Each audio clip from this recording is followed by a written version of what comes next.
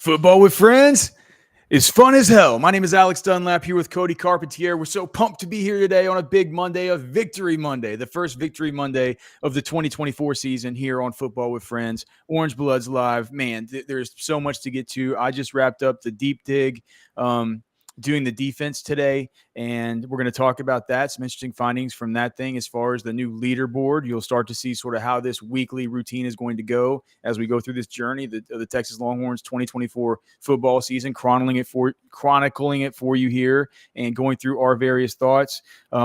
We have Steve Sarkisian's press conference from earlier today. I had my immediate thoughts and reactions column that also went up on Orange Bloods today. We have updates to the maniacal, magical, mystical roster watch ultimate draft cheat sheets that hopefully I'm going to be using tonight in one of my fantasy football drafts. But still, we need Dustin McComas to get himself signed up in that thing. And if that can happen, it looks like we're going to get it filled. But maybe just whenever I kind of start off here with some housekeeping, just a couple of quick reminders, I can also just say if there's a listener that we have here or a viewer that we have here that would possibly want to join into this league with us, we might have a spot open. I can't tell if Trash Man's going to join. It's at 7:30 tonight. So right after the show, it's $200 PPR league on Yahoo. It's a fun draft. Cody is in it. I'm in it. Some other kind of Orange Bloods crew are in it. It's a continuation of Ketchum's old league. So Ketchum not in it, but Cody, if you can put the link there. You know what I'm not going to do, Alex? I'm not going to put the link in the chat because I thought about that for a split second. Then I realized if I put that in there, who knows who clicks it? If they click it on accident, they can join. And then if they don't want to actually be in it, it might mess things up. So what I'm going to do is, it's going to be a little task for you, is if somebody wants in, I'm going to put it in the chat right now. We need one more person for this draft. $200 entry, PPR. Yeah. Email Alex. It's fwfemails@gmail.com. fwfemails@gmail.com. If you want in, again, you're drafting against Alex, you're drafting against myself, and many others. It's going to be a fun draft, very communicative. Yes. fwfemails@gmail.com. Yeah, and that's where you can get us with any of your other questions. Of course, we'd like to start with football, but this is a different kind of show today. So just a couple of these housekeeping things. We need to remind you about our big event on Saturday, Texas Beef Traders, the live show there from live at the store. We're going to be doing the podcast live. They're going to have lots of food.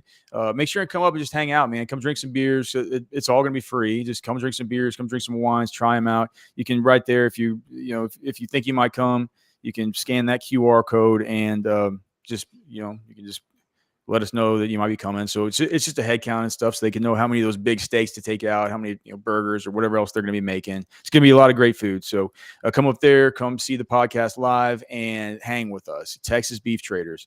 The other thing, Cody, what was it? Oh, the SEC Pick'em contest. Where did I finish in this thing? So week 1 is in the books. Here, I'll take this QR code back down. Just to FYI, the QR code is there. So if you want to pause the show right now to join it, do it. But that's the QR code to the SEC Pick'em Challenge. We had, I believe, 71 official entrants into the SEC season-long Football with Friends Pick'em pool. And Teespring 3 got 16 out of 18 correct, Alex. Absolutely washed the floor with everybody. We had like a 5-way tie for second between Tom G, Tex Bailey 73, C. Clendy, Horny Mark, and Heron T. I wonder if any genius had Vanderbilt. Well, I don't think. Let me look here. So VT, there was somebody that had Vanderbilt in the. I got to figure out this leaderboard. There it is. All right, let me take this back down here. The overall leaderboard. The site's not the most intuitive to find this exact result. So anyway, I finished with 12 points. You finished with 11 points. That was the result. So I had 10 for 6. That's I was 10 and 6. You were 9 and 7. Against the spread? That's fine. Dude, these other guys were the winner was 14 and 2 against the spread. he ran pure Teespring 3. All right, congrats to you. We got Alan McCada cussing us in the. He said, "Dang, is this a fantasy episode?" No, dude, we're trying to fill a spot in our league. Did we talk any fantasy, Alan? It's one single week, dude. It's 1 week of the year where we talk about fantasy. You gotta be kidding me, man. We're about to give you information that you're not gonna find anywhere else, and I guarantee you. For the amount you pay for this content, it's going to certainly be worth it. Okay, Alex, 12 12 out of 71 people picked. Sorry, 12 out of 78 people picked Vanderbilt. Oh, well, they're smart. They're smart. I should have picked them, man. But at least you took Diego Pava. I know you took Diego Pava on the prize picks. Well, I couldn't get Diego Pavia in time because I was out at the ranch. I was trying to hunt. Oh, no. Yeah. So I didn't know that. His first carry of the game was like 21 yards. I was like, oh, this is cake. This is cake. All right, so we're going to break down the Michigan game. I have the deep dig done. We're going to talk about the new defensive rankings, the guys who stood out, where the areas of concern still are. Obviously, there's not too much that you can be concerned about coming out of a just an absolute drubbing like that as far as on the defensive side of the football. But it was our first look at kind of how things are going to look, and so we'll discuss all that stuff. I think it's important though to start out with any thoughts and reactions. Well, before we get to Sarge Presser, do you have just any general takeaways from the weekend of college football as they pertain to Texas, as they pertain to the landscape in the SEC? Was there one team that really surprised you? Any kind of one sort of standout moment or set of kind of standout thoughts that you had coming out of the weekend? A couple, I guess. One being, what was Oregon do? So I got 5 here. What was Oregon doing? Like, did we overrate Oregon that much? I know, like, it kind of looks like it. Dylan Gabriel was like the leader in the clubhouse to be the Heisman Trophy winner as the season began, and that obviously has been going up and up and up ever since he departed Oklahoma. Seems a little hot. Seems like that's maybe like not a top 10 team right now, but that's right now. Michigan, that offensive line, not dominant. I mean, that game was way closer than it needed to be for a long time until Will Johnson had a pick six. So we'll talk about Michigan, of course, the rest of the week. And then the other one that I made a note of in my column this morning, which was regarding some of the behind the scenes, behind the rivals information, was Oklahoma as well. Oklahoma had another injury on the wide receiver room, and their offensive line was kind of in shambles, it felt like, all weekend as well. Speed's another one. Like, Texas, of course, is kind of at the front of that conversation, but you can just tell the clear, distinct levels right now. And it feels weird to say because there's some good teams out there, but you can feel a distinct difference in Georgia, in Bama, in Texas. Like, those were the three teams where it was like, you turn that game on and you're like, different. It was Georgia, Bama, and Texas. I thought that it just felt different when you watch these guys up and down the field. And then Tennessee. Tennessee was one that opening. I did not have them as a top 20. Like, I think might have had them at like 19 or something, because I just didn't know what to expect from Nico. And that team in about, I think they play Oklahoma and like. You don't want to play those guys this year, man. I mean, no. They look good. They got NC State, Kent State, Oklahoma in the next 3 weeks. And if they dust NC State, who's ranked 24th right now, which is on Saturday Night Football on ABC next weekend, Kent State will be another 69-3. And then if they go to Norman and they walk the dog against the Sooners, that Tennessee team is going to be ranked top 7 in the country. Yeah. As they look, I mean, they look like they should be. That was one of my biggest things, is just, seeing those guys and realizing, man, it's like, we talk about Georgia, we talk about Alabama and stuff, Ole Miss. I think that, I'm not sure Tennessee needs to be in that exact. They need to be pretty close to that conversation if they can get if they can keep this up, dude. Like, they look pretty complete to me. Before we move off of these other teams that aren't Texas, 2 thoughts. And I don't know if you watched any Miami or watched any Notre Dame this weekend, but after seeing or hearing about their performance, Miami dusted Florida, Notre Dame beat Texas A&M, arguably the hardest opponent on each of their schedules. Yeah. Is undefeated out of the question, like, just surface post week 1? I'd have to look at Notre Dame's schedule. I watched some of the game. I kind of just came away less impressed with A&M than I did thinking that Notre Dame was going to be some kind of juggernaut. Just that's comparing fair. What A&M looked like to what, say, like we just talked about Tennessee, but just comparing those two, I think get those two on a neutral field side. I think Tennessee beats them by 21 points. So, I don't know exactly what that means for Notre Dame. I guess we'll just kind of have to see. as far as the which gosh, LSU too, there's that whole thing. But we should talk about Texas, right? The As far as Sark's press conference today, was there anything that really kind of, there's a bunch of stuff that sort of stood out to me. Whenever he talked about Wink Martindale and how we've done the episode on Wink and sort of talked about this stuff and about how the chess match is set to occur between Steve Sarkisian and Wink Martindale, and it's now just coming up this weekend. I mean, this thing's going down, dude. This thing's happening. We're in it, right? But Sark said that he worked together with him on the Raiders, and that he said everybody thinks he's this reckless blitzer. He is not just a reckless blitzer. Very, very calculated. He has a lot of respect for the way he disguises things, and he just says he has elite players. People talk about the elite players on the defensive front, but he thinks that he has elite players on the back end as well. And he said the scheme plus those players, that's the challenge. It's not just Wink. It's the fact that he has players who can actually execute what it is that he's saying that needs to be done. And for me, whenever I hear that, Cody, I think my main concern now that and look, I still have to watch back the whole Michigan game. I saw a little spotty stuff of it, right? And clearly it'll be part of my work week this week to watch the whole thing back. And I'll have better insight about Michigan, say probably not tomorrow, but by Wednesday. Okay. But to me, from what I've seen, it's the defense that Texas needs to worry about much more so than it's the offense of Michigan that's going to be. I think if that defense can allow Texas to be at like even 66, like 2/3 of what it was versus Colorado State, I just think it's going to be hard for that Michigan offense to keep up. I don't think people have started to compare this matchup to the Alabama one for obvious reasons. It's week 2. It's the biggest ranked team early in the season. It's a road game. All right, Thomas Quinn with this $5 super chat. He says $5. Appreciate you, Thomas Quinn. Thank you, Thomas. Georgia, Texas, Bama, Ole Miss, and Tennessee look a step above the rest in the SEC. Ohio State and Oregon struggled at points. Ohio State weirdly didn't use the gas pedal as much as we're used to, and it just didn't look. They're going to be fine. A little interesting, but yeah, I mean, they're going to be just fine. The talent is Ole Miss too. You don't really take much from watching teams play like Furman and whatnot, but people have tied this Michigan team to Alabama of last year, and I think you just brought up a very good point, which is the defense, the defensive front, the defensive talent.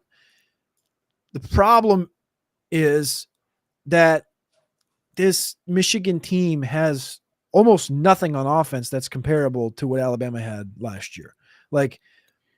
Whenever Sark said today, he's like, we can't just commit to stopping the run and all this stuff, and then let Orgy or whoever it is pop off like Jalen Milroe did against us with some. That's not happening. And I was just like, man, I understand Orgy's athletic, but I mean, we're comparing him to Jalen Milroe.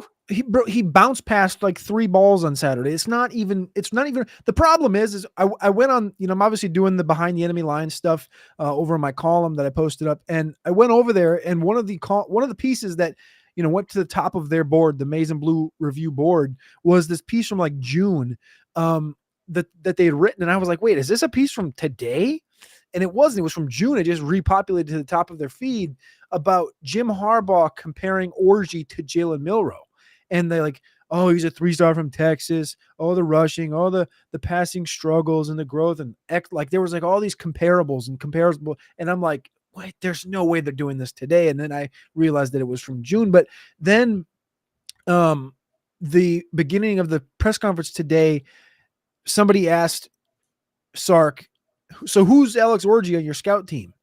And first off, before you even get to the answer, which was a phenomenal answer from Sark, the fact that that's the first question, when in reality, we know Orgy's not even worth being a starting quarterback at this point. The reason Orgy's not the starting quarterback is because Davis Warren beat him. It's because Jack Tuttle had beaten him. And I believe they would rather start Jack Tuttle than start Alex Orgy as a quarterback, because of the competency in the passing game that is, again, not really competent, but more competent than what Orgy brings to the table. But what Sark had said was, I'm not telling you what we're going to do. I thought that was the way he says, "I'm not telling you how we prepare." but he's like, dude, I'm not telling you. Like, I was like, I thought it was pretty fantastic response from Sark. But I think comparing these two games, and the reason I bring this up is because people have done it on the board all day, and I've heard it on multiple shows. I don't think it's a real comparison. Yes, it's a comparison in that Tuscaloosa and Ann Arbor, they're similar in that they're tough places to go play a football game. And the defensive line for Michigan is going to be the toughest part of this entire game. Yes, Will Johnson's out there, but Will Johnson can't cover 6 wide receivers. He can't cover 3, right? He's going to be on 1. He may take Bond on an island. He may take Wingo on an island at times.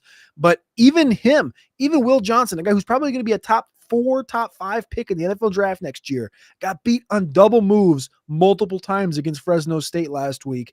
And if not for bad quarterback play, Fresno State might break 20.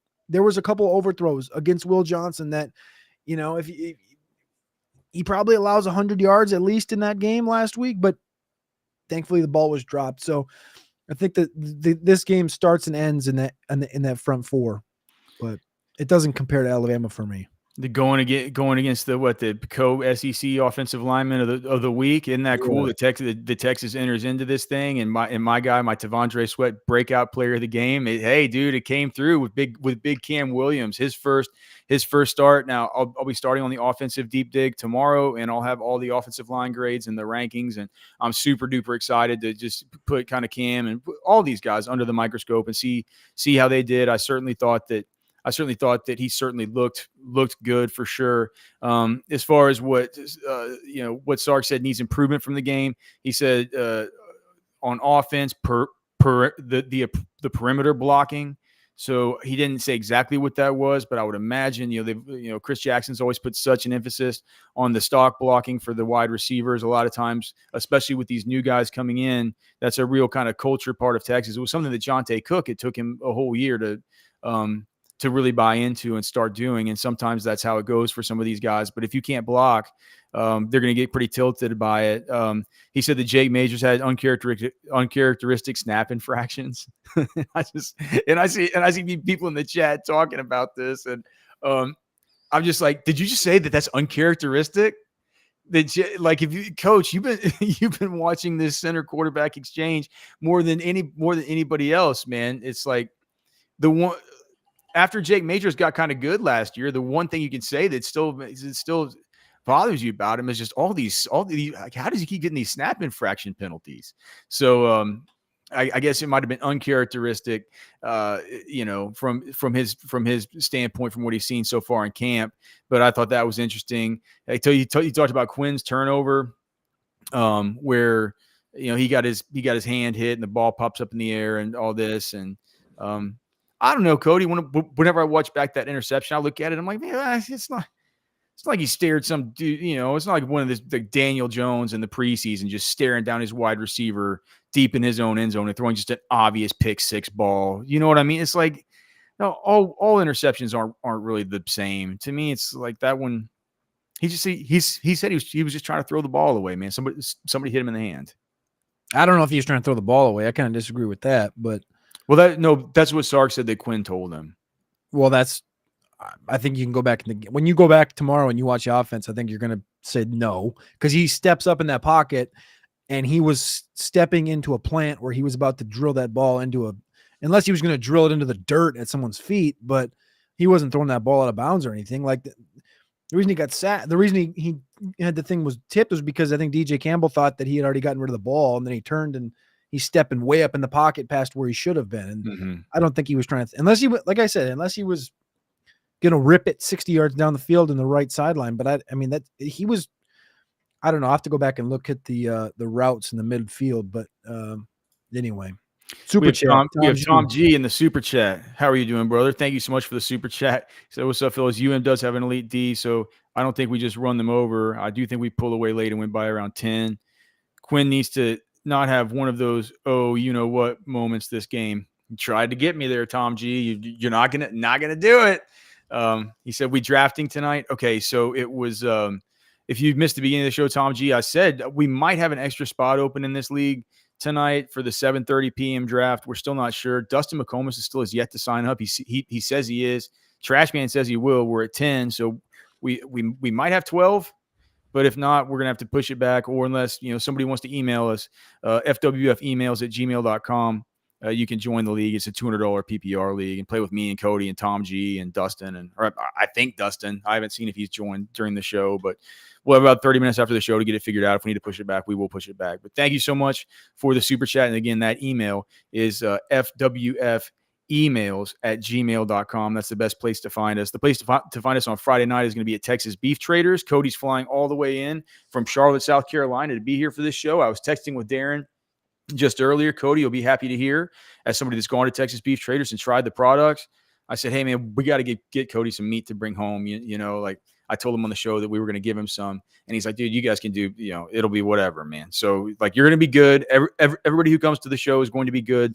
Live from Texas Beef Traders Friday night, Loman's Cross, right off of Loman's Crossing, and basically Loman's Crossing is 620 right there in Lakeway. Super easy to get to, super fun place. We're going to have a bunch of beers, have a bunch of fun, the best steaks in all of the Austin area, the best ground beef, all of it, whether it's Wagyu, whether it's a certified Angus beef, it's all clean, it's all local, it's all delicious, it's all good. You always get 10% off whenever you tell them that you heard of us here at Orange Bloods Live. Texas Beef Traders, TexasBeefTraders.com. Give them a call, get your 10% off, get beef that's cheaper than the grocery store, and you have no excuse not to go. You're like, Alex, I live in like East Austin.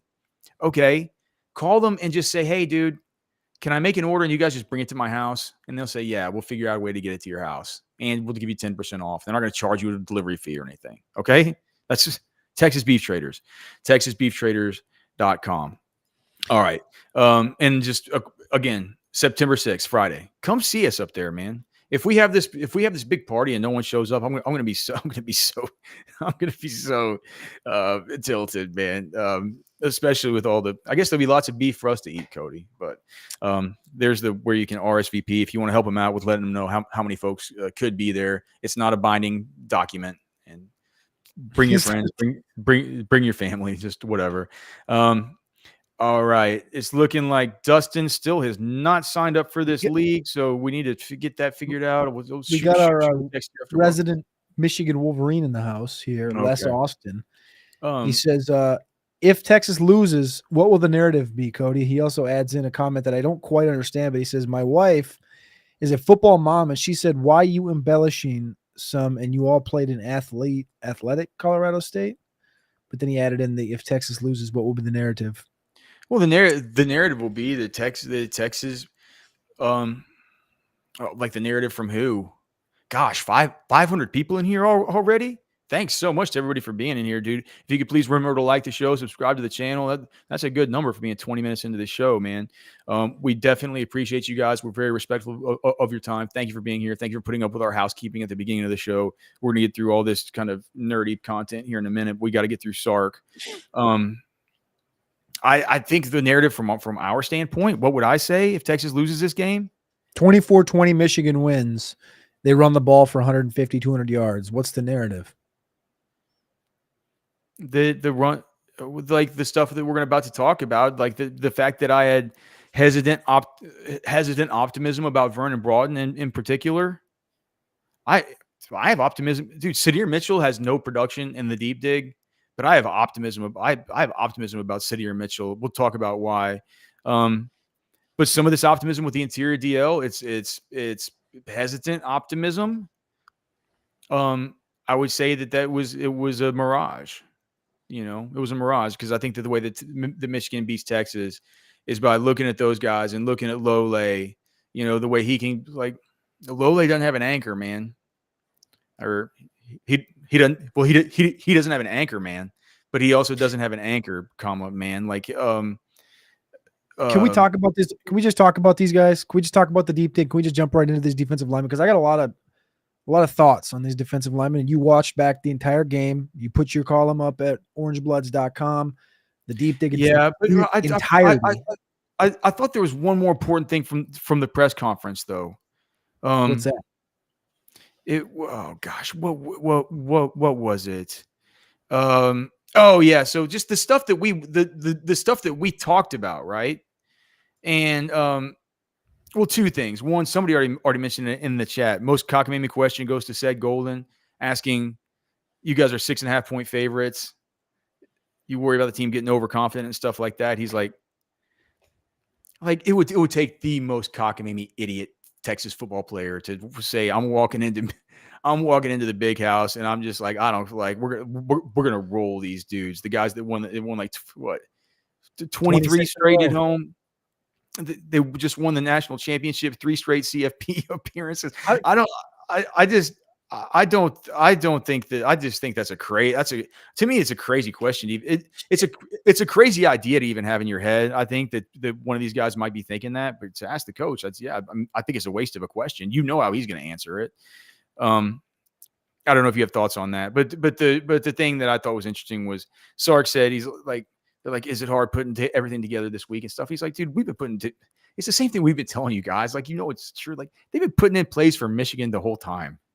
They've been doing it since they started camp. He's like, the guys didn't know we were doing it. They didn't necessarily know, but yeah, I mean, they found out, or they're going to find out. It's like, this whole thing, this Orbit Jet 35 motion with the flag tag or what, like that was the Michigan beater, so like they're going to find out this week. And it's just like, Cody and I had said since the very beginning, I thought especially not in that sort of that middle week between, the media availability is ending and before the true game week, sort of in the mock week. I'm like, dude, this is the perfect time to start doing some Michigan stuff before they start getting into the CSU specific things. So, yeah, I just thought that was interesting. But yeah, I mean, we can talk about the deep dig. If you have questions, I mean, we can talk about we can talk about whatever, So first and foremost, my stock up, stock down initial thoughts from this game were, again, I like to ask him from this perspective because we both watched the game, but then you went back through it and you did the data, you did the the analytics, you did the breakdown of every single player, every single play, right? The deep dig of it, and I love that because it gives you the second view or the third 3D view. And top down, I thought Alfred Collins stock down, Jermaine Lole stock down, and I want to know why we didn't get more Bill Norton. To be honest with you, I was not impressed with Bill Norton, but in comparison to Alfred Collins, I felt like Collins, he dealt with a good handful of double teams, but man, it felt like he just kind of got walked quite a bit. Like there was, I want to say 2 or 3 times I watched him get put on his back. And as a 6'5", 6'6", 320 pounder, like I expected him. I don't know. We've talked about it all summer, right? Like he's kind of taken on this like leadership role in the defensive line room. And the expectation has been up here. Like we've talked about him in NFL conversations because of the length and stuff, but I don't want to compare him to, this guy that went to Texas Tech a few years ago, but he isn't even Tyree Wilson yet. That's what I'm saying. Like he like Tyree Wilson, he was overrated, but like, I think in his own context, Collins is right now. And like, I like Collins, and this is nothing against him at all. This is what we saw against Colorado State. Yeah. And we talked about these offensive linemen, and they've had, 2,000 snaps, and they've been in this offense for 4 years. And one of them, the center, is transferred from Nevada to Colorado State with Norvell. Like they get their offense, but that's why Broughton's on the thumbnail right now. Like Broughton was the biggest takeaway. It was like, whoa, like Broughton was beating stuff, getting upfield in the run game. He was even getting up a little bit in the pass game. It's stark in chasing in the middle of plays, not giving up, things like this. When you see Baron Sorrell like fighting through double teams and not only fighting through them, but then finishing, even if he doesn't get the tackle, he's finishing. It's like, it just feels different between Sorrell, and obviously we think it's a little different, but it just feels so different between watching like Sorrell and watching like Collins and Lole, where it just feels like there wasn't a lot of gas in those tanks. And I just want to see more Bill Norton, I guess. That was just my initial first defensive line thought from Saturday. All right. So, I mean, well, Bill Norton only it seemed like he played more than 7 snaps. It did. Because he was in early. So if you look at the order in which if we're talking defensive line, if you look at the order in which these guys came in, it is. Let's see here. It is. So it was Vernon Broughton and Alfred Collins, right? Then the first one in after them was Jermaine Lole. Then Bill Norton came in, and then the Aaron Bryant, Tio Ali'i Savea. That was the third grouping. They didn't come in until the second half, right? When true backups were starting to come in. And so it looks like behind Vernon Broughton and Alfred Collins, at least if we base a true depth chart on on this game, right? It would be the top four would be Broughton, Collins, Lole, and Norton. Here's what. So Vernon Broughton, to me, I have hesitant optimism about Vernon Broughton, even though you said you saw Collins on his back. Vernon Broughton got put on his back as well. He's still not a stalwart against the run. He's not gonna. He's got really skinny calves. He is a player that has a lot of explosion to him, but he is not. He's not a. I wouldn't call him a he's not one of these kind of fire hydrants. What's the kind of like a fire plug kind of dude? He's not going to be a dude that just sits there and eats blocks. What he like? I think why he's better. I think his footwork's better. I think Kenny Baker's been working with him a lot with his footwork, about how it's connected to his hands. He's able to disengage from these guys. He had on the game. What did he do in the game? I mean, he did enough to where he's like generated production once every 5.85 snaps. Like, if you compare that to last year, that's incredible. And look, that's going to regress, right? Vernon Broughton's a guy last year that was not good, and he generated production once every 14.85 snaps across the entirety of Texas season. He won't stay at once every 5.85 snaps, because if he does, that means he has a Tavondre Sweat, Anthony Hill, Byron Murphy type of impact on this defense. And he does not look like a player that's going to have that kind of impact on this defense. Does he look better? Yes, he looks about 3 times better though than he did last year versus Colorado State. I'm concerned that it's going to continue versus these big. I know it's new. They're new offensive linemen for Michigan, but those are still big, corn-fed Big Ten boys, man. And like it's going to be just different, right, than these guys that you saw at Colorado State. I know that their center is supposedly pretty good, right? And at Colorado State, they talked about how he's one of the team leaders, all this stuff. I think he looked all right. Lole had a hard time with him. Lole was not. That's why Lole doesn't have an anchor. It's the one thing you noticed about him at Louisville. You're like, well, at least he can anchor down, man. And he really doesn't, man. He's just looking like he's consistently trying to. He does this weird thing where he gets these double team blocks, and he turns his body sideways to try and like go through him, like he's trying to slip through some kind of closing door. You're just like, dude, what opens it up? He just opens it. What are you doing? Yeah. Getting completely compromising all the composition and the balance and the center of gravity that he has in his body, right? By putting all of his weight on some weird back left foot, and it didn't make much sense. So I think Lole, what was his snaps per production? That was the best example of that was the one that he came in on the second down of the second drive. Well, that was because Broughton got put on his back on that play beforehand. Lole came in for Broughton, I thought. Yes, he did, because Broughton got put on his back and Baker yanked him. On the first down. And then second down, Lole got turned, and that run went for 20 yards when Taft nailed that guy. It was because Lole got turned completely sideways, and the hole just opened wide up. Yeah, but I can think of other. I don't even remember that one, but it's like the same thing. It's the same. I can't tell it's some kind of. Yeah, I can't tell if it's some kind of swim, some kind of undeveloped swim move that he doesn't follow through with, or some kind of rip. But it's like something happens where he turns laterally. The good news is that Vernon Broughton looks better. If he played versus CSU 3 times better on 27 or something total snaps than he played over the entirety of last year. That's the good news, man. I have hesitant optimism. In the course of this game, it was, as far as the disruption that I noted from him on how many snaps was it? It was I'm still just getting back used to where everything is here in the deep dig. So it was 21 total snaps. Okay. 21 total snaps for Vernon Broughton.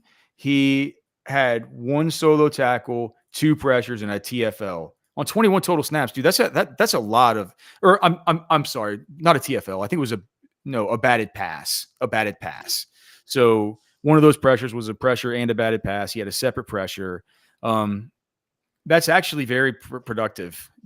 Like I said, 5.25 snaps per production caused. If you look at that versus historical precedent, it would be if he did it over the course of the season, it would be the best season that any player at Texas has ever had, at least 200 snaps since the year 2015. So that's not going to continue because he's not the best out of 165 total players that I've charted doing this. Right?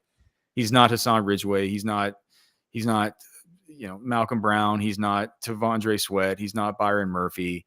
He just, he's not Anthony Hill from last year. He's not Joseph Osai. He's not DeMarvion Overshone. He's not Poona Ford. He's not Malcolm Roach. He just isn't.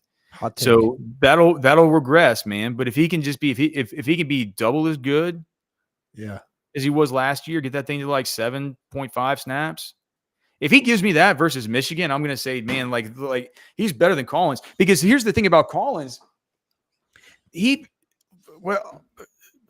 not quite milk carton, but I mean, if he was at a milk carton last year, it's pretty milk carton. We might just want to put him on the milk carton. Like, can he get off this thing? Did he ever get off? I was gonna say, how did he end last year? What was the end of last year's deep dig for Collins? Do you remember the number? In his market share or his snaps per production caused? Snaps per production caused. It was 11.09. And I think in this game it was like 10.85 or something. Exactly. So he's still in the carton. He looked like Alfred Collins from last year. He's still on the milk carton. So I just, they asked earlier about but here's the other thing though.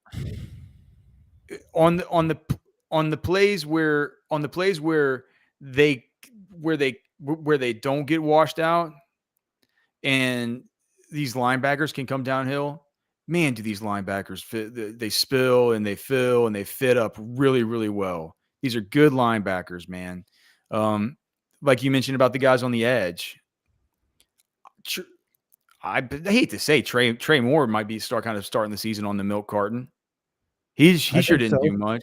That was one of my notes I made. Basically, I think it was like mid-second quarter at this point was, well, first off, I put less Alfred Collins, please. The next one was Trey Moore's been kind of quiet. I've heard more from Simmons than I've seen of Moore. Well, because every time Simmons is on the field, he's making a play.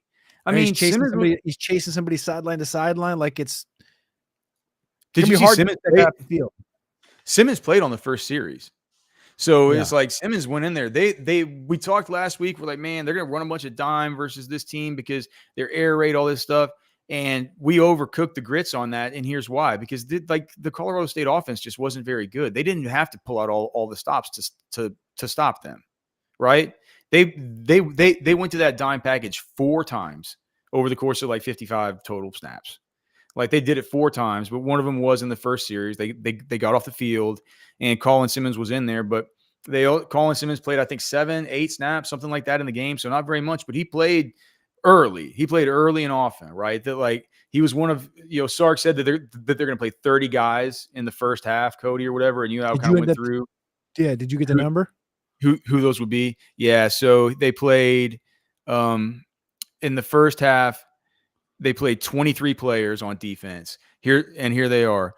Gavin Holmes, Malik Muhammad, Jade Barron, Jalen Gilbo, Barron Sorrell, Ethan Burke, Aaron Bryant, Alfred Collins, Bill Norton, Jermaine Lole, Vernon Broughton, Colin Simmons, Justice Finkley, Trey Moore, Anthony Hill, David Benda, Leon Golafau, Maurice Blackwell, Ty Anthony Smith. Is that right? Hold on. I got to look back and make sure. I might have put him in there on accident. Did he play in the first half? Did you put Ty Anthony in there for Benda on accident? Maybe. Let me just see. I think that's a mess up. Hold on. Because I did mess up once. He played in the first half. Ty Anthony Smith played in the first half. He played in the second to last series because the last series was just one play and then they ran out the clock on the second play. but he played on the second to last series. Ty Anthony did. Yep, he did. He played next to Anthony Hill. So he was in before Darian Gillette. Positive. Yep, positive. So I was just reading off the names of the players. Where did that go? What was I at? Ty Anthony Smith, and then the others were more Ty Anthony Smith, Andrew Makuba, Derek Williams, Jelani McDonald, Michael Taft. 23 of them.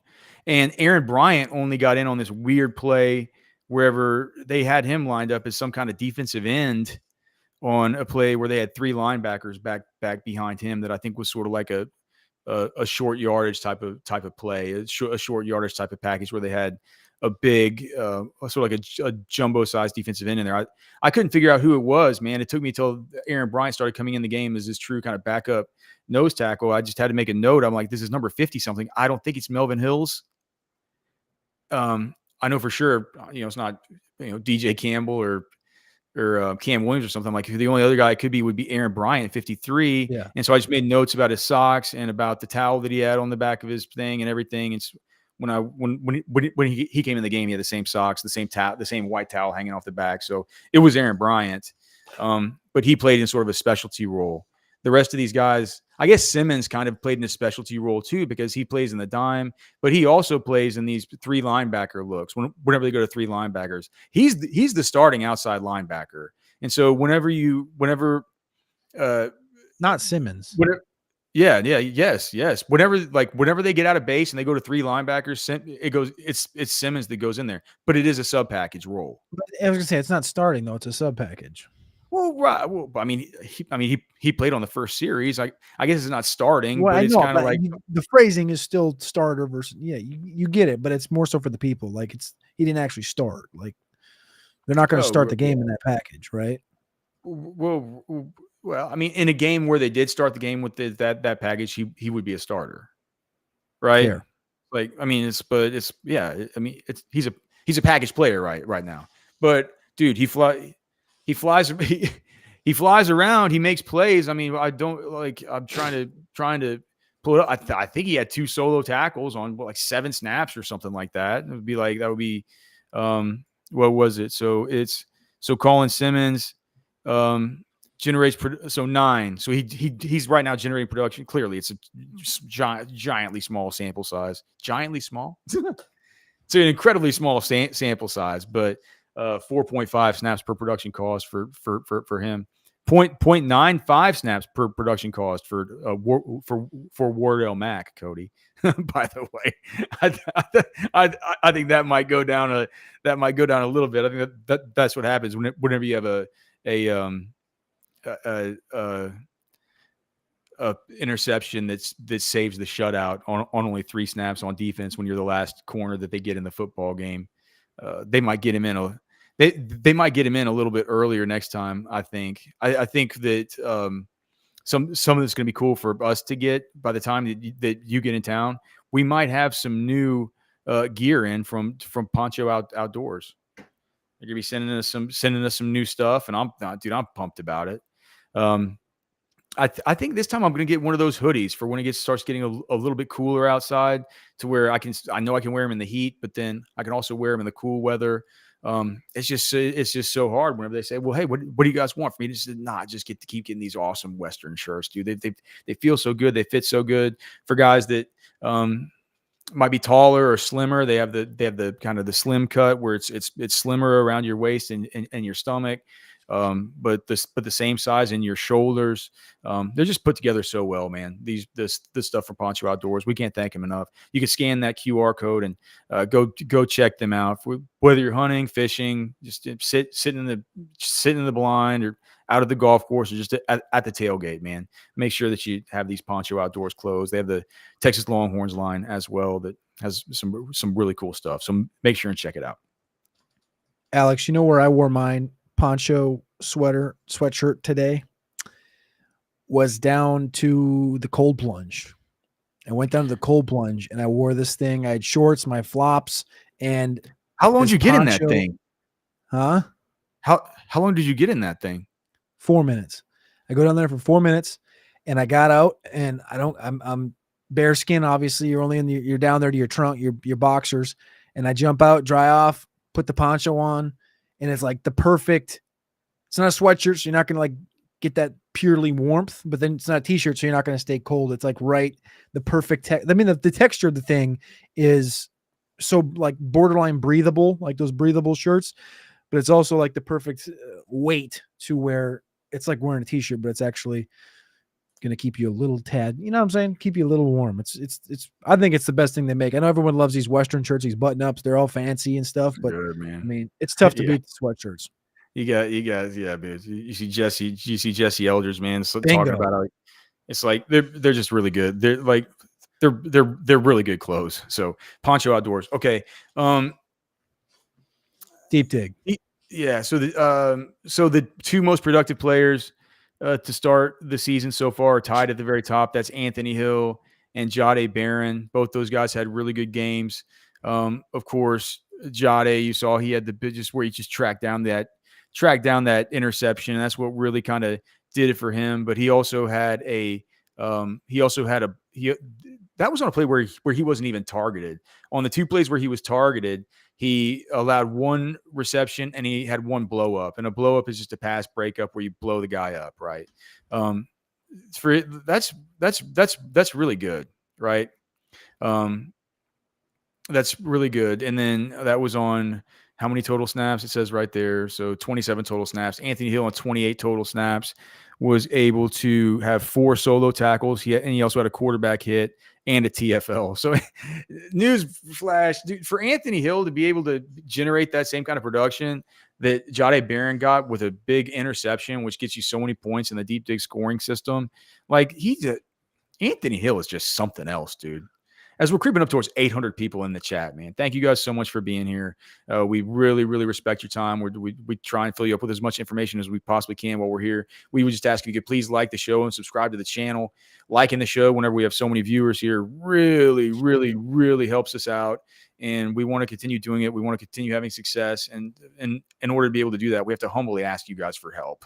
And that help that we ask for is just, please continue to come back, watch the show, tell your friends and stuff. But a really easy thing to do is just to click the like button, click the subscribe button. It helps immensely with helping people find the show.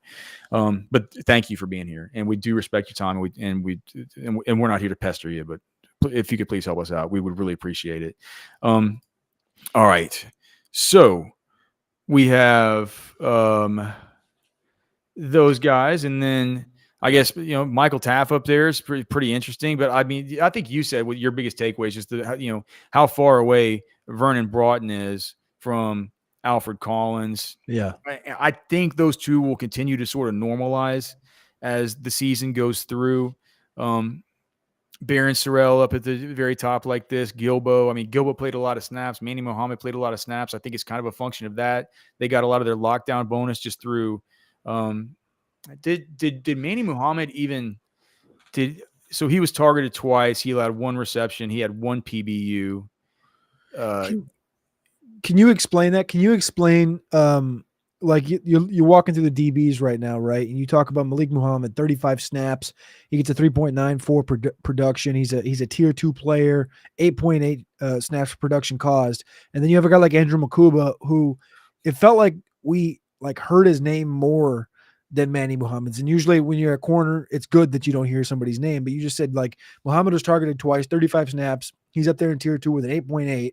And then you have Makuba, who played 24 snaps, started and made some tackles. He also missed a couple tackles with a 61.54. And I think there's people in the chat asking wow, Makuba's quite far down there. And obviously it's pretty glaring, that bright red. What's that mean? Well, I mean, it's like he generated he missed, I think he missed 2 tackles, and he was targeted. He was clearly, I only had him clearly targeted once in coverage, but he allowed a reception. You get points off for that. You get points off for the missed tackles. And yeah, man, the tag, one solo tackle, one assisted tackle that he was in on. That's gonna end up to where it's like you get a production score that's like a fraction of 1 point, and it's gonna be something where you're gonna have something bad like that. Whereas as far as where you're starting out, Makuba didn't play well.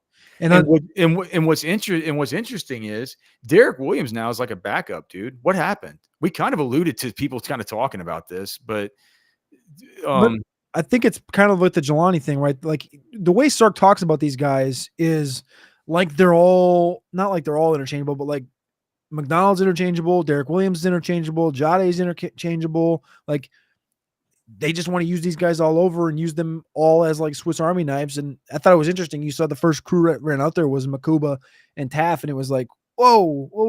What about Derek Williams? He came out shortly after, but it was interesting to see that be like the starting group. It wasn't too shortly after, was it? I mean, it was like a couple. I think he only missed a couple plays. Like, no, it was. I mean, all right. So those two came in for the third series, right? Those two came in. Williams came in before the third series, didn't he? Nope. No, he didn't come in on the. Williams and Jelani came in together in the third series, and they continued to come in together throughout. We saw Jelani and Williams. I mean, they could just be playing these guys in tandems because Michael Taft didn't ever play with anybody except Makuba. That's a good note. A big note. Derek Williams didn't play with anybody except Jelani. Jelani played with Derek Williams I'm sorry. Okay. Derek Williams and Jelani both played some with Xavier Filsaime, who didn't come in until the third quarter. Who didn't come in until the 11th series. So yeah, I would guess third quarter. Yep. The second to last series of the game. Yeah. So those two continued playing, and then Filsaime stayed in playing whenever the backup number 38, the non-scholarship guy, because Jordan Johnson Rebel is now playing nickel.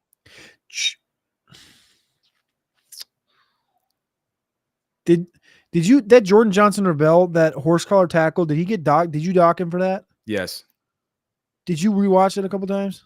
It doesn't. I mean, I can't change the rules. I mean, I'm just asking between you get the team penalized, was that a BS call or was that a BS call? Yeah, I thought it was a terrible call. I thought he grabbed him by like the front half of the shoulder pad and just kind of like, I think it was the whip motion that kind of got him, didn't it? It was like he didn't grab him by the horse collar. He grabbed him by the back of his right shoulder pad. It's like it isn't a horse collar tackle, but I can understand how the ref in real time seeing it, but like no one was going to go back and review that thing like they did for the targeting or stuff like this. Or how about that forced fumble by Mo Blackwell that they didn't go back and show the what? The forced fumble on the sideline, on the Colorado sideline. Oh, that was I wasn't 100% sure whether or not he was down on that play or not. Oh, dude, there's a video that goes around Twitter right now. He wasn't even close. Huh? He wasn't even close. It was.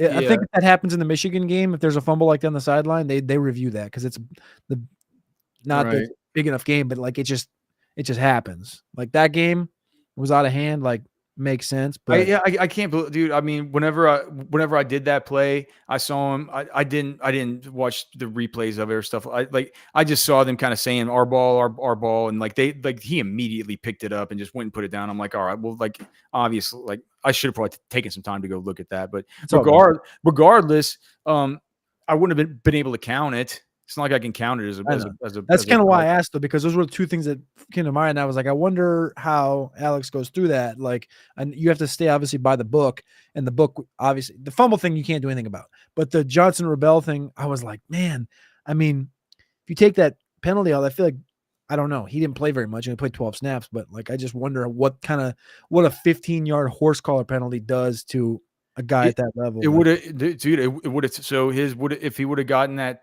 tackle, it would have been tackle with no penalty.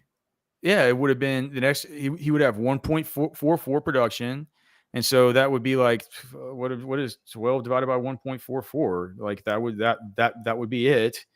Let's see, 8.33. Yeah, it would be go from 27. Like that's why this stuff. I'm saying like with Vernon Broughton, it's like he's not going to stay at 5.25. Jordan Johnson. So 8.33 technically brings him up to like tier 3 technically? No, because that would be by production. So he'd be at 1.44. So he would be between Maurice Blackwell and Jelani McDonald. Okay. But Okay. it's because this thing's not sorted by snaps per production. It's sorted by market share of team Got it. production. Got it. Okay. So he's And so at just least takes him out of the no production, or sorry, at least takes him out of the uh, third worst player on the team. yeah. It's hey, it's a tough scene whenever you play on a small sample and you have a penalty. Why the no production? We finished on something different here, but why just quickly? Why no production here? Points for Burke, Savea, Bryant, Sadir, Ty Anthony. Is that because there's no tackles? They no tackles, no assisted tackles, no run stuffs, no pressures, no nothing, just a no zero. hits, no nothing. Now Sadir Mitchell, the one thing I will say about him is at least he affected the game, and he looks different than the rest of these guys, right? It won't show up on the stat sheet, but Sadir Mitchell, he drew a holding penalty on a play Yep. where he would have made an impact there on that play, but that whole play, it doesn't get counted because it gets called back for that. I wish when I created the deep dig, I would have made a statistic for holding penalties against, or like holding penalties caused. That would have been a real cool one to have, right? Because that feels like maybe it should be about like a run stuff. So he just the way that he holds the line and makes his presence felt. I have just given some of the underlying issues that I see with the rest of this defense, especially the interior defensive line. It feels like a little bit, man. You can look. It looks nice and shiny on this day versus Colorado State. You can look under the hood, man. You can see it's like, oh, like is that like that little gasket there? Like I could see that thing maybe needs to be lubed up a little bit, or this thing over. Gosh, that air filter. I worry a little bit about it. It's like there could be some things under the hood that maybe concern me, even though it was all waxed up and parading down the middle of the main street on Saturday for all of us to see and for all of us to behold. I think that when the coaches look back, they're going to see some of those little things, and I think they're going to see the guy like Sadir Mitchell. Just looking different, man. He looks different from the other guys. I think we need to see him more, and just hope that he learns on the job, and hopes that he brings something different. Super chat. Thank you, Tom G. $5. Does Sark not have anyone who's yelling in his ear to challenge certain plays like that non-fumble call? He does. They have people up there in the booth that do give him all of that information, and I think it's probably something where it's like Cody said, next week versus Michigan, it's 17-14 or something like that. Time click it down in the third quarter. I think there might be a little bit more urgency about that. A lot of urgency today to get you as much information as we possibly could here on the show. We can't thank you enough for being here. We can't thank our sponsors enough: Texas Beef Traders, Poncho Outdoors, and Specs for providing us here with the Specs chat line. We can't believe that we're past 800, cruising towards 900 people right now watching the show. One of the biggest shows that we've had yet so far. We cannot thank you enough. Again, if you could be kind enough to like the show, subscribe to the channel, that would be great. But the most important thing is that you come back tomorrow, come back every day. It's Football with Friends. It's me and it's Cody. It's always fun as hell. So thank you guys so much. We definitely love you, and we thank you. For Cody,